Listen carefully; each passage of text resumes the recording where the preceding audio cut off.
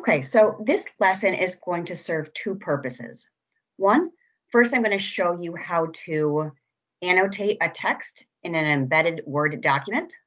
And then two, I'm going to kind of take you through this assignment and give you a few model examples of voice, symbolism, and the overall message of Beyonce and Kendrick Lamar's Freedom. Now, we could spend a week analyzing and breaking down this song, and I encourage you to do so. I'm just going to simply give you some examples of what we're looking for, but what I'm about to show you is by no means do I come even close to the depth of what they were expressing. So again, I'm going to, one, show you how to annotate in an embedded document, and two, I'm going to begin your inquiry. I'm going to begin your annotations to break down this song. So first, if your teacher told you to open up the document, save it to your computer, and do it that way, by all means, listen to your teacher. My students are going to click Edit Document, and the first button where it says Make Quick Changes right here in using Word, I'm going to have you guys click that.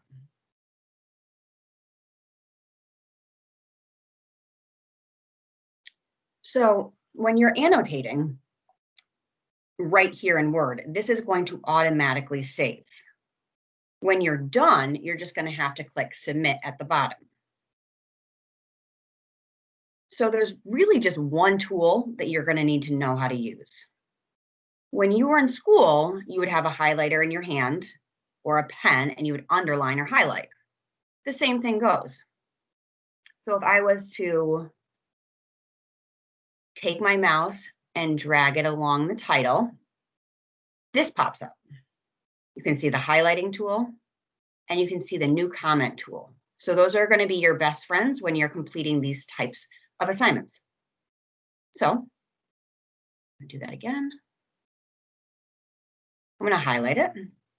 Now you could choose colors if your teacher asked you to color code. And then I'm going to insert new comment. And a comment bubble comes up right here. And you just have to put your annotation right in the side.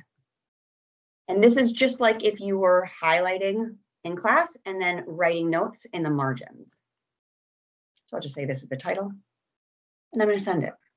So now you can see I've highlighted this evidence, and I can click this, and it brings me right here. Now, if you don't like what you put or you decide you want to add to it, you can just come right here. You can edit comment. You can delete it if you wanted to, or you can reply to yourself.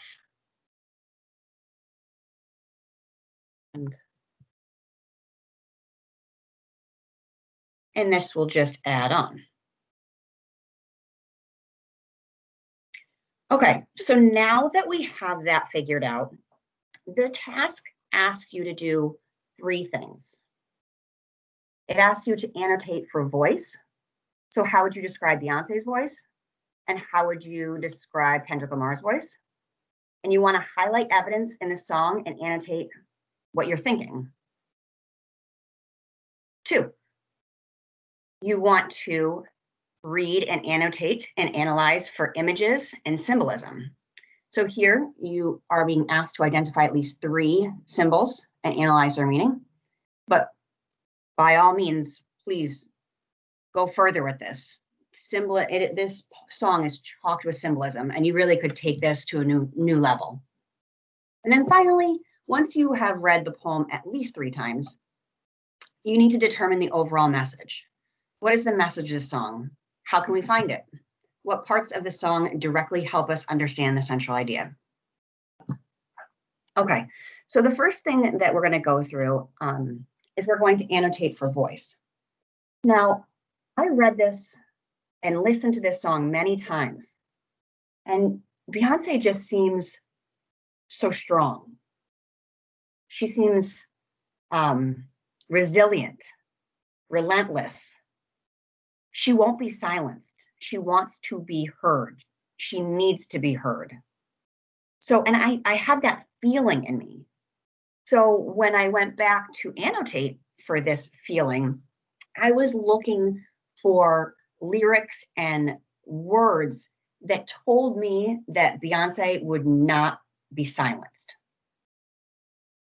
So the first piece of evidence that I'm going to highlight is right here, where she says, I'm a rain on this bitter love. Tell the sweet I'm new. She won't be silenced. She's not bitter about the past anymore because I'm going to be new. Or maybe it's not that she's not bitter, but she's not going to let it ruin her. It's not going to let her silence her. So I'm going to say, she will not be silenced. Won't let past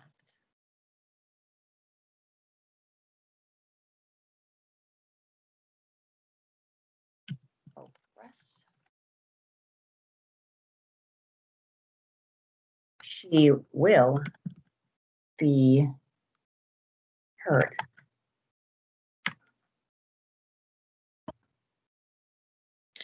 Tell the sweet I'm new. Like, I'm not going to be quiet.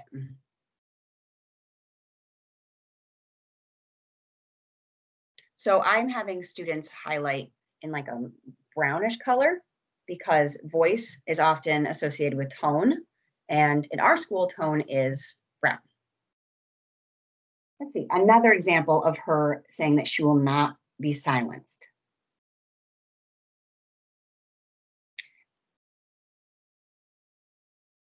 I'm telling these tears to go away, go and fall away. And then I'm going to click the highlighter, and then I'm going to click new comment. She's telling, speaking, past feelings won't determine or they won't stop her from speaking up and moving forward.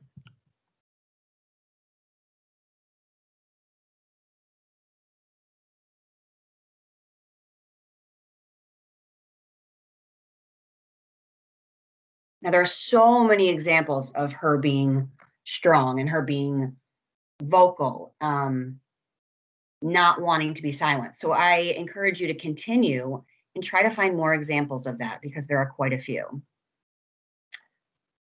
The second, images or symbolism. So this song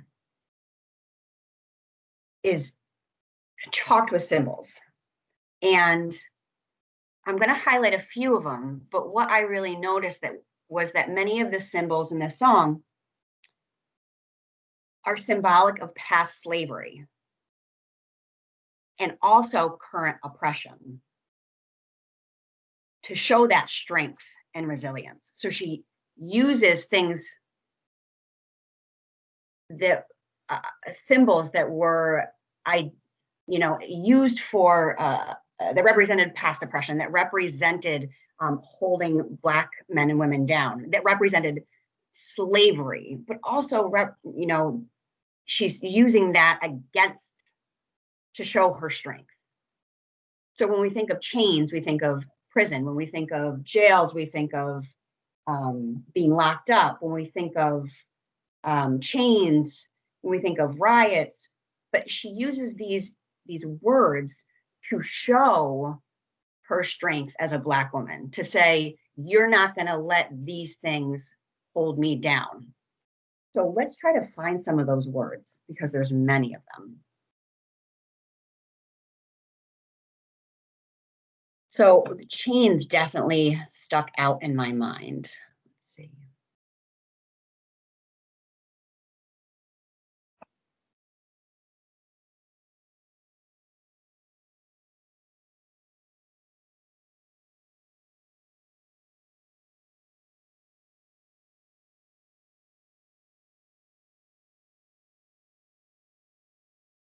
I break chains.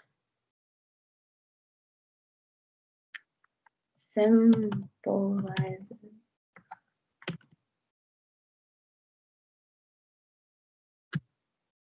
slavery and past. She will break these.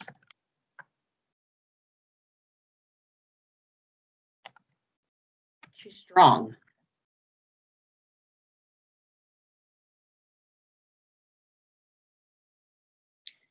Let's see. Let's find another word. I am riots.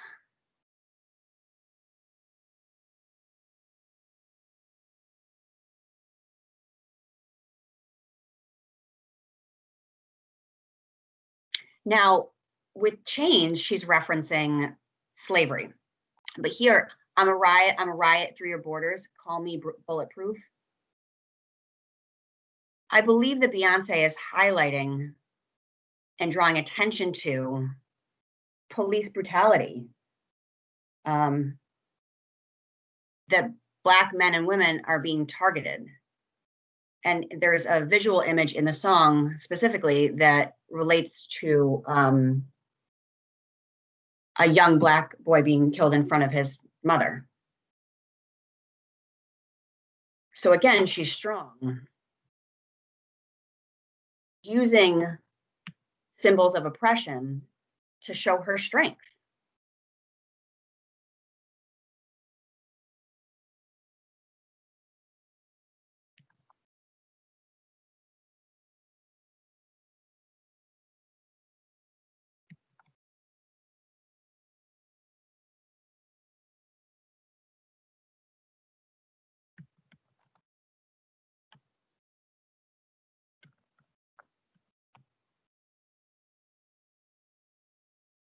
Let's see, police brutalities. She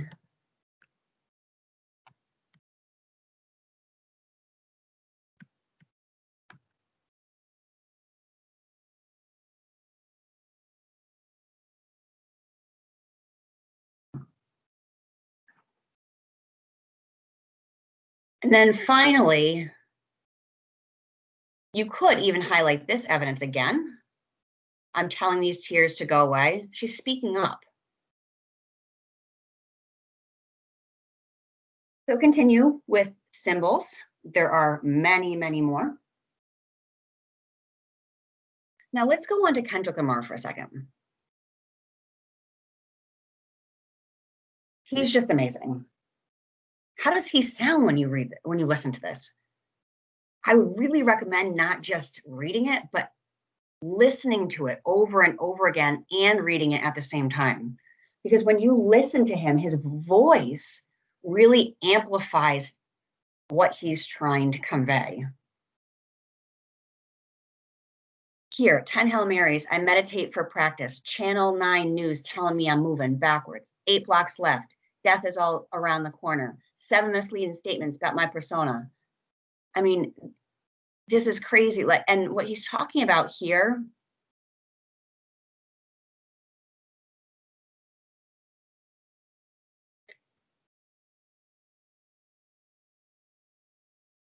sorry.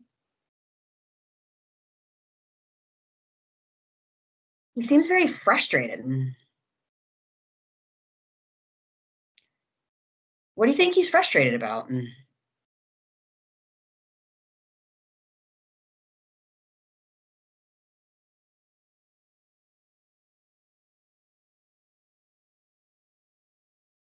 He's frustrated.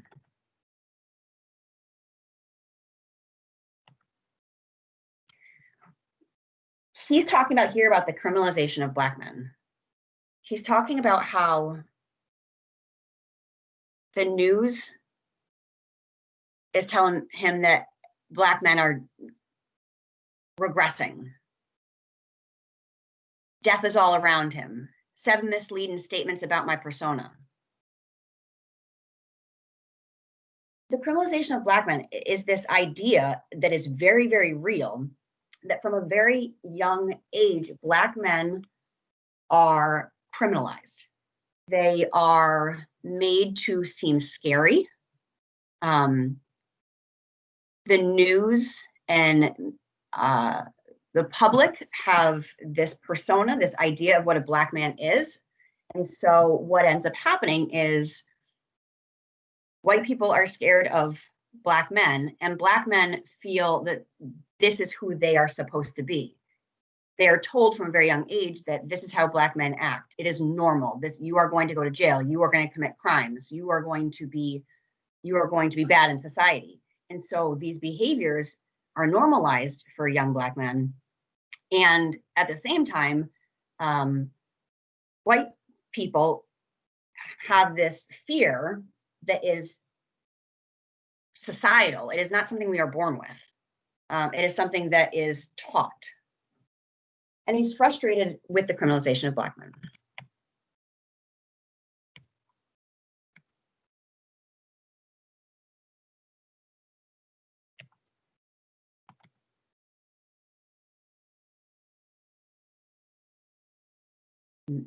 Well, it's not going to recognize it, and it is a word.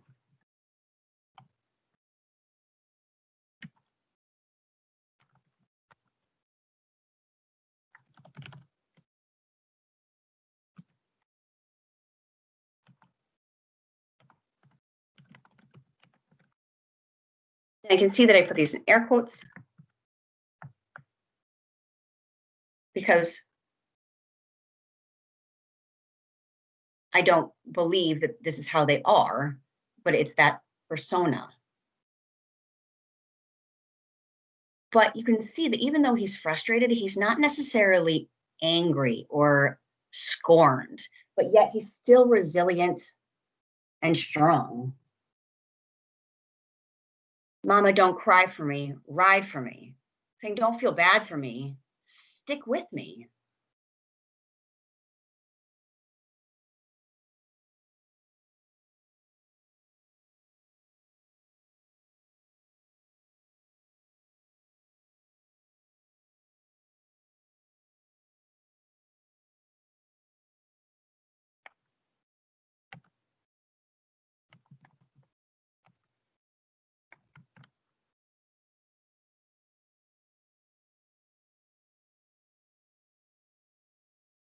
And then try for me, live for me, breathe for me, sing for me. I mean, again, he's just be there for me, help me. He's not angry. He's again resilient, which is just even more empowering. Now, going back to images and symbolism. Now, I said before that Beyonce uses symbols of past slavery and current oppression to show her strength and resilience. Kendrick Lamar also does that. When he says, yeah, open correctional gates in higher desert, yeah, open our minds as we cast away oppression, yeah, open the streets and watch our beliefs, and when they carve my name inside the concrete, I pray it forever reads.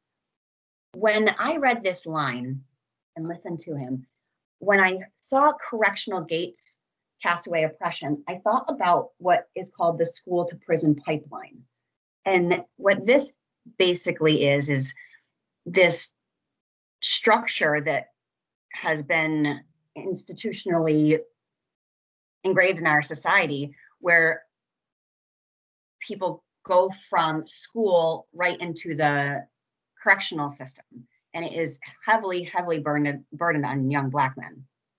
So here he uses the symbol of the correctional facility or the jail as like those gates of the jail symbolize the oppression Black men are still enduring.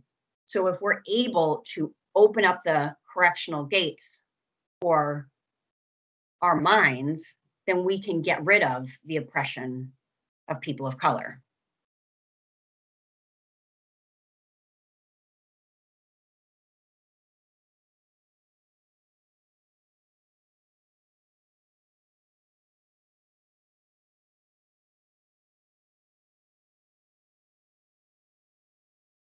So correctional gates symbolize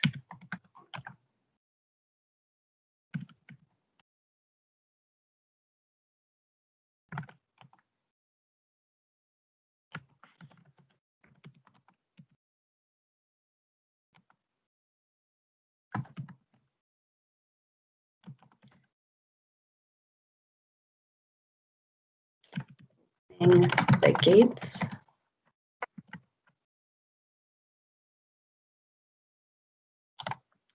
would represent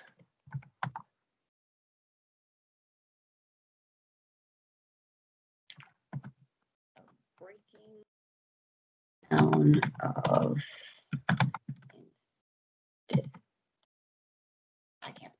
institutional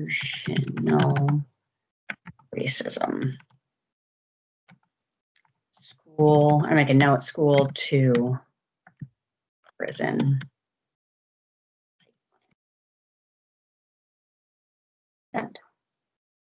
Okay, so this has been kind of a long video, but I wanted to go through, and again, I only scratched the surface.